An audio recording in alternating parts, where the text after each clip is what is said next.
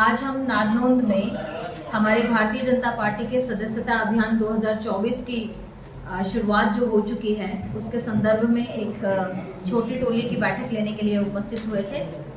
नारनौंद के चारों मंडलों के जो प्रमुख कार्यकर्ता हैं, नारनौंद विधानसभा के जो प्रमुख कार्यकर्ता हैं, समाज के प्रमुख हैं, वो सब व्यक्ति यहाँ पर उपस्थित थे।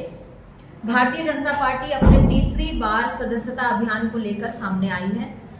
आप सब जानते हैं, हमारे लिए बहुत ही हर्ष और खुशी की बात है कि तीसरी बार केंद्र में भी भारतीय जनता पार्टी का समर्थन देश की जनता ने किया और हरियाणा प्रदेश में भी भारतीय जनता पार्टी की तीसरी बार पूर्ण बहुमत की सरकार जो अभी बनाई है हरियाणा प्रदेश वासियों ने, उसके बाद हमारे लिए ऐसे नए जो वोटर्स हैं हमारे, जिन्होंने भारतीय जनता पार्टी के विचार का समर्थन किया, उनकी जन कल्याणकारी नीतियों को समझा और उसके बाद भारतीय जनता पार्टी को वोट दिया, उनको प्राथमिक सदस्यता देना जो है वो हमारा विचार है।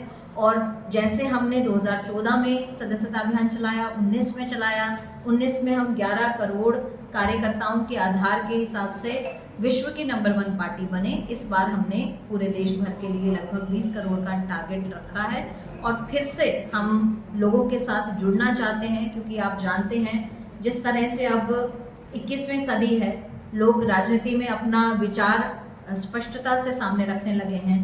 नई टेक्नोलॉजी का जब से इजाद हुआ है, आप यूट्यूब भी है आपके पास में, इंटरनेट है, मीडिया के माध्यम से भी जागरूकता बढ़ी है, तो सभी नौजवानों से लेकर जो देशवासी हैं उनका एक राजनीतिक विचार बन चुका है।